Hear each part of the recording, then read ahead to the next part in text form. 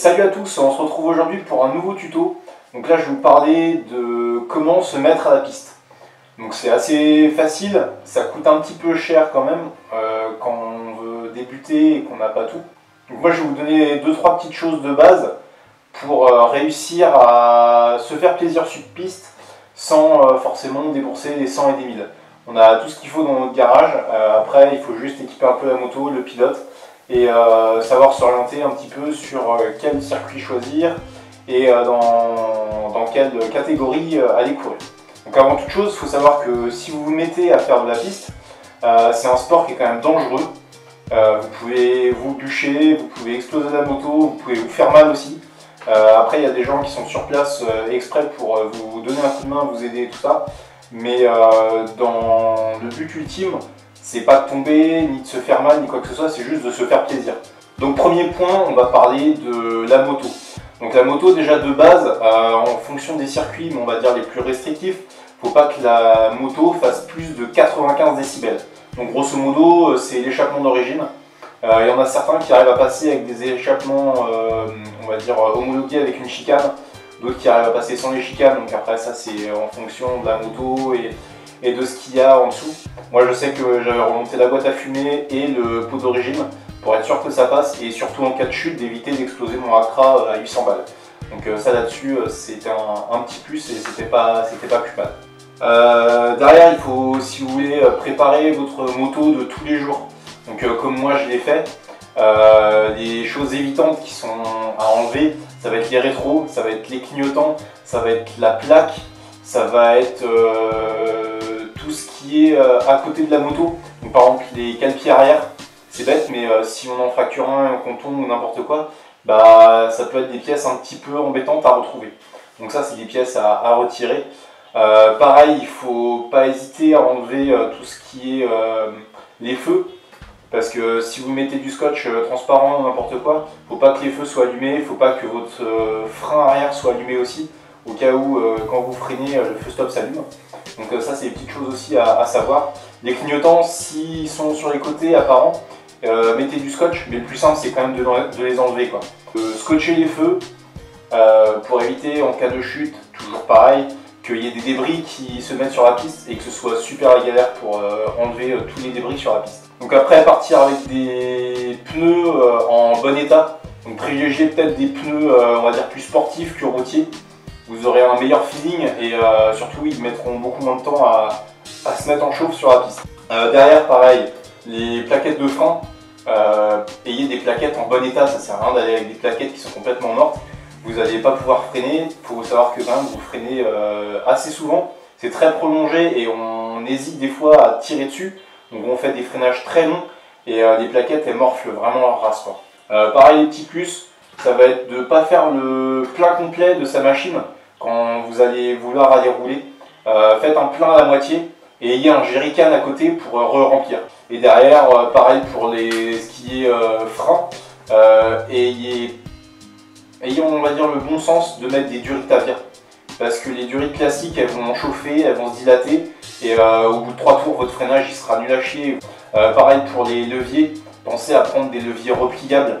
Là c'est pareil, en cas de chute ça évite d'avoir son levier de péter et au moins on peut peut-être reprendre la route derrière plutôt que de se dire bah, mon levier de frein il est mort, je peux plus freiner donc je peux plus faire de piste. C'est tout con mais ça coûte pas cher et au moins vous êtes tranquille là-dessus. Et après, vous pouvez opter aussi pour des protections de carter, moteur. Donc deuxième point, on va attaquer l'équipement. Donc là, l'équipement, c'est le plus important, je dirais, avec la moto.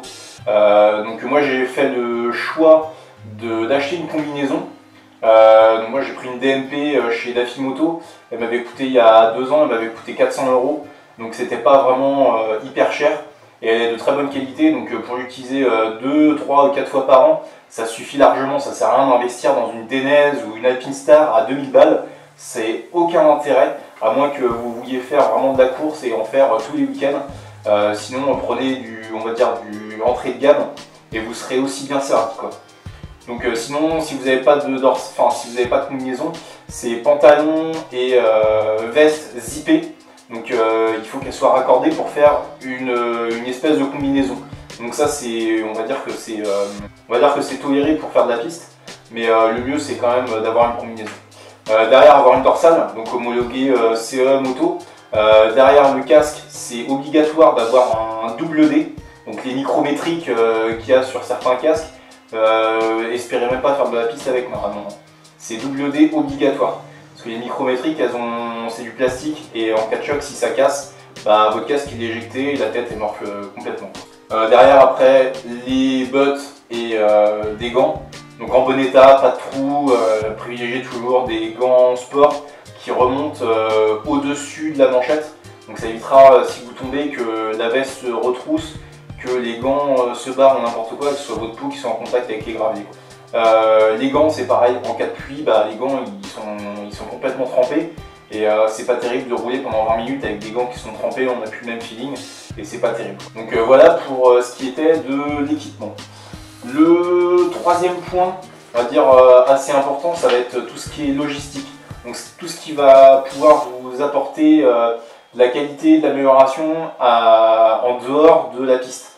Donc pour tous les moments de repos que vous avez entre les sessions, et surtout le midi quand le circuit est fermé et que vous attendez pour repartir l'après-midi. Donc déjà, première chose, la base, c'est de ne pas aller avec sa propre moto, enfin de pas aller avec sa moto le matin même, arriver, enlever les rétros, se faire de la piste et repartir le soir avec sa moto. La piste c'est quand même éprouvant, c'est fatigant, donc n'imaginez même pas repartir avec votre moto le soir même, quoi. Même en cas de chute, si vous explosez votre bécane et que derrière vous ne pouvez pas la reprendre pour repartir sur route, bah, vous êtes comme un con à attendre la dépanneuse ou aucun copain arrive ou n'importe quoi. Donc privilégiez plus les remorques, donc un plateau ou deux plateaux, il y a des locations. Nous on a fait le choix avec mon beau-frère d'acheter une remorque. Moi comme ça, même pour aller acheter une moto ou n'importe où, on a au moins une remorque. On a pris une remorque double, comme ça c'est encore mieux, on peut partir tous les deux. Ou sinon prendre une camionnette, donc soit vous louez chez Leclerc ou n'importe quoi. Ou sinon, le mieux c'est de trouver un copain qui en a une et qui vous la prête, quoi. Derrière, avoir un petit compresseur pour adapter les pressions de pneus. Donc là c'est pareil, les pressions de pneus, il faut les adapter en fonction du constructeur, de ce qu'il vous indique. Derrière, après, vous pouvez rajouter une tonnelle ou un parasol si vous n'avez pas. En même temps d'avoir la tonnelle, c'est pas mal aussi d'avoir une petite table avec des chaises pour pouvoir se poser entre les sessions. Éviter de rester debout ou d'être assis dans la bagnole, c'est un petit plus. Après, prendre de l'eau, prenez au moins un pack de flotte parce que franchement vous allez boire à outrance entre chaque session, et franchement c'est éprouvant et vous allez avoir de la fatigue et vous allez surtout avoir soif. Après vous pouvez prendre aussi une rallonge avec une multiprise, donc là c'est plus pour brancher tous vos accessoires à côté, si vous voulez recharger votre portable, si vous voulez recharger votre GoPro, l'appareil photo, j'en sais rien, c'est toujours un petit plus d'avoir un point d'électricité juste à côté de vous. Après, si vous voulez immortaliser vos moments sur piste avec une GoPro, donc c'est interdit d'avoir sur le casque en fixation en mentonnière ou en harnais sur la poitrine. C'est obligatoire d'avoir une accroche sur la moto. Après, pareil, quelques outils, c'est tout bête, mais si vous tombez ou n'importe quoi, pour enlever des pièces qui sont détériorées, c'est con, mais si vous n'avez pas un tournevis, une clé à LED ou n'importe quoi, vous allez la chercher à droite à gauche. Donc les gens sont quand même super agréables sur le parking, sur les paddocks et tout ça. Donc ces esprits motards, ils sont capables de vous aider, de vous donner un coup de main. Mais bon, si on peut se débrouiller seul, ça va quand même assez rapidement. Et sinon d'avoir béquille de stand, surtout à l'arrière, parce qu'au final votre pneu, vu qu'il est dégonflé, il va avoir tendance à se déformer pendant les 40 minutes d'attente. Et pour attaquer cette dernière partie, donc la piste, donc déjà choisissez un circuit, allez pas à l'autre bout de la France du jour au lendemain en se disant tiens ce circuit là il est pas mal, faites des fois un circuit qui est à côté de chez vous, prenez le plus près possible si c'est la première fois que vous en faites. Moi j'ai fait le choix, vu que je suis dans l'ouest, d'aller à Fontenay-le-Comte. J'aurais pu aller au Mans, mais pour une première je préférais largement commencer par Fontenay et avoir une première approche de la piste. Donc une fois que vous avez choisi votre circuit, vous pouvez vous rapprocher du team qui organise le roulage. Donc ils pourront vous aider pour toutes les démarches d'inscription. Et pareil pour tout renseignement, il ne faut pas hésiter à les appeler. Après pour ce qui est du tarif, faut compter entre les sessions qui sont les moins chères, ça va commencer à 85-90 euros. Les plus chers ça va être sur les coûts de 135-150 euros. Donc là, ça dépend vraiment du circuit. À Fontenay, vous n'irez jamais au-dessus des 100 €. Par contre, vous allez au Mans, vous allez avoir du mal à avoir une session en dessous de 100 € forcément. Et pareil pour des circuits comme à mon avis Paul Ricard, je ne me suis pas renseigné, mais je pense que ça doit être la même chose. Les deux noms, ça doit être la même chose. À partir du moment où ils sont un petit peu plus, on va dire, huppés, même à Manicourt, forcément le prix il est vachement plus gros parce que les infrastructures et tout, il faut bien les payer, quoi. Donc après, avant même d'aller sur le circuit que vous avez choisi, vous avez une date et tout, étudiez le circuit, apprenez un petit peu les virages, la configuration de la piste. Regardez des vidéos sur internet, c'est tout bête, mais ça peut vous donner déjà une bonne idée au niveau des trajectoires à prendre, de la largeur de la piste, de savoir les dégagements qu'il va y avoir. Apprenez le circuit, visualisez-le, et déjà ça vous fera une bonne épine dans le V du pied. Et après, chose primordiale, c'est si c'est la première fois que vous faites de la piste, n'hésitez pas à vous mettre dans les catégories les plus basses, donc comme moi je l'ai fait en débutant. C'est un peu dommage, c'est que des fois vous êtes avec des gens qui ne connaissent même pas la piste et j'ai l'impression que des fois ils ne connaissent même pas leur moto. Vous mettez un gilet jaune et comme ça on vous verra de loin et on fera attention à vous. Parce qu'il y avait des personnes qui étaient là au roulage que j'ai effectué. J'ai l'impression que c'était la première fois qu'elles découvraient leur moto et c'était juste une catastrophe, quoi. Elles freinaient 20 ans avant le virage. Dans le virage elles faisaient n'importe quoi et au final elles tournaient plus le guidon que de pencher. Donc ça, après c'est leur choix, c'est des débutants, donc on a tout. Mais c'est quand même bien dommage de ne pas avoir signalisé que c'était des débutants et qu'elles n'avaient jamais fait de piste. Donc après c'est en fonction de l'expérience et tout ça. Mais si c'est la première fois que vous avez de l'angoisse, que vous avez peur, plutôt que de vous retourner toutes les 5 minutes à se dire est-ce qu'il y a quelqu'un derrière moi, je ne sais pas comment je vais prendre le virage, mettez un gilet jaune, au moins ils vous verront et ils feront plus attention à vous. Même si vous écartez et que vous ne regardez pas, au moins ils prendront peut-être un petit peu plus de distance et ils n'essaieront pas de vous doubler en plein virage comme si c'était une compétition, quoi. Donc voilà, j'espère que ce tuto vous aura aidé un petit peu à assimiler l'idée d'aller faire de la piste.